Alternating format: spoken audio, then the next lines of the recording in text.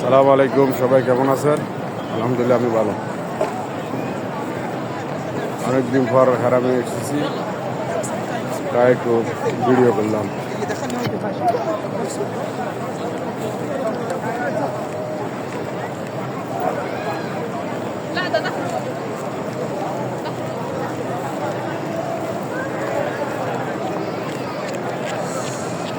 ভাবলাম আপনাদের সাথে শেয়ার করি। রমজানের পর আর আসা হয় না, হজের পর এখন আবার আসছি। আশা করি এখন থেকে প্রায় সময় আসা যাওয়া যাবে। এতদিন রমজানে যাবো, হজের জামিলা ছিল তো আসতে পারে না।